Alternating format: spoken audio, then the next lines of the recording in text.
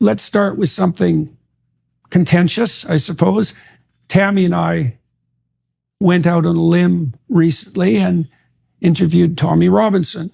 I saw. I've been watching Tommy for a long time, and he's struck me as particularly interesting. Well, for two reasons. The first reason, I suppose, is because he is a genuine working class guy, and for better or worse. And second, I haven't seen anyone anywhere who's been more unwavering in his commitment to reveal the atrocities of the grooming gangs in the UK, which are organized patterns of activity that are very pervasive, that are so terrible that it's almost impossible to talk about them without sounding like a conspiracy theorist. So now, there's no doubt that there are many things that you could accuse Tommy Robinson of, and many of those he would admit to. But to me, and also to my wife, fair enough. But the fact that he's pointed his finger at something that seriously needs to be attended to and has paid a major price for it is also not ignorable. It's like, do we expect someone who's brave enough to do that to also be perfect in every regard? That's asking a bit much, given that there's many people who, in principle, have moral characters much more unsullied than Tommy Robinson, who are cowering in silence constantly in the face of this absolute brutal atrocity. And so we interviewed him. And what did I think of Tommy? He's very articulate. He can certainly make a case for himself. And then I thought it was up to the audience to listen and to make their own judgment. Now, that was before the recent march that Robinson and his crew organized in London, which, in my estimation, I'm interested in your perspective, went as peacefully and well as the protests in Ottawa, which it was modeled after. And so I thought his crew handled that extraordinarily well. Now, in the aftermath of those protests, of course, all sorts of chaotic hell has broken loose. And, you are much closer to such things than me. I mean, being a denizen of that country, I'm looking from outside, trying to make sense out of it. But my sense at the moment is that the UK is somewhat of a tinderbox. And so... Yes, and I wish it hadn't been so predictable. I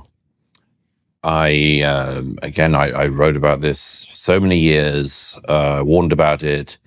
The Strange Death of Europe was largely my last-ditch attempt to warn my own society of birth and other Western countries not to go down the path that they were precisely going down. And as a former government minister said in the Times a couple of days ago, the thing about my predictions on that was that I made them not with any glee, but in a spirit of deep lamentation about what was about to happen to my society. And as I see it, Tommy Robinson's a very interesting example of this whole thing. But let me just explain how I see it. This whole conflagration of recent days started when a 17-year-old went into a Taylor Swift dance class a couple of weeks ago now and started hacking at young girls with a knife. Killed 3 girls, 9-year-olds, thereabouts, wounded many others. And the news of that came out, and a very typical modern British, modern European, modern Western thing happened, which was that in the aftermath, people started to suspect something was being kept from them. Now, wiser heads would wait, but not everyone's a wise head after 9-year-old girls are bludgeoned to death, stabbed to death. So false information went out online saying that the attacker was had arrived on one of the many boats of illegal migrants that come across the English Channel every week. That was untrue. In fact, he was the son of immigrants from Rwanda. But people started to sense that there was a cover-up of some kind, or at least the news was being managed The police in Britain seem always to think they're being very clever at this, and it's always seemed to me that they exacerbate every problem they put their mind to. They insisted that the young man was originally from Cardiff, capital of Wales, and people just sense there's something with they're holding from us. Sure enough. Anyway, the point is that very unpleasant, ugly, and again, evil forces can get unleashed at such a time, the spirit of revenge. And some protests started peacefully at first, then some violent. A mosque was targeted nearby, and then violence started to spread out to other towns.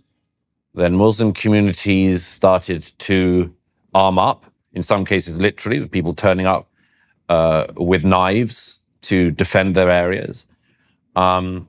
This is all, and maybe it'll die down by the time this podcast has gone out, or maybe it'll get a lot worse.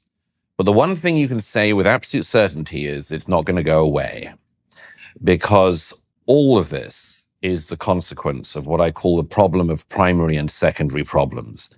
The primary problem in the UK, as in Europe in recent years, has been the total unwillingness of the political and other classes in the UK to address deep, deep concerns of the public.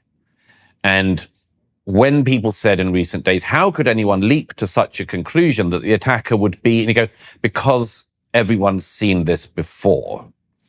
You know, people don't actually forget very fast, the media class may, but they don't forget very fast that it's only 7 years ago that the son of Libyan migrants to the UK went and detonated a suicide bomb at an Ariana Grande concert in Manchester. They don't forget fast that 3 people who had no right to be in the UK, including one whose asylum claim had been rejected, but who was nowhere near being deported, went across London Bridge in 2017, hacking at the throats of passers-by and shouting Allahu Akbar. They don't forget that. They notice it. But the British government and others have had this very, very clear policy that they don't really know what to do to tackle that. They don't know what to do really to tackle the grooming gangs issue. There was another set of prosecutions the other day, and another case is coming to court in the coming weeks. You could say, well, they clearly do. They're using the law, but a lot of the public say, well, not fast enough, and not really. There's an awful lot of rapists still walking around with girls who are their victims in the same towns. And the government knows that the public ascribe this to the government's immigration policies, its integration policies, but the government can't take responsibility for that because they've made that mistake now.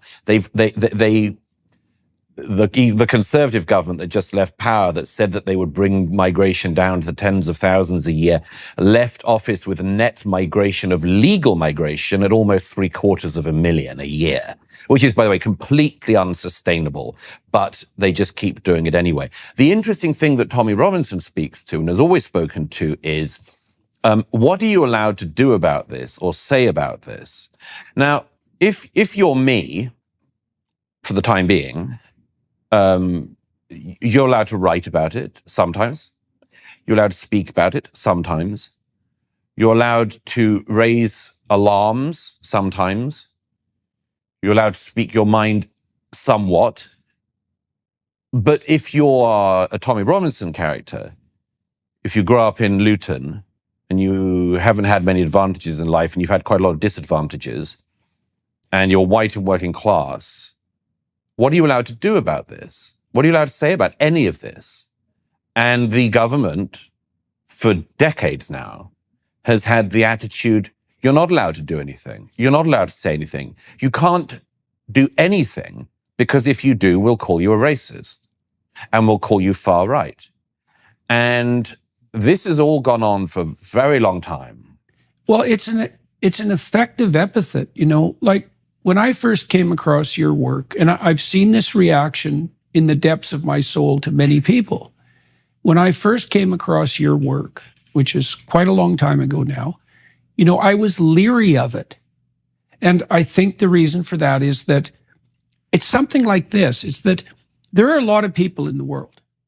And I'm not going to be able to meet all of them or read all of them or have anything to do with all of them. And now and then some of them get tarred with some epithet. Well, the cost to me of accepting that tarring is very low on average, because if I don't pay attention to some person, there's a whole bunch of other people I could pay attention to. So it's not like the pool of people to attend to shrinks, right?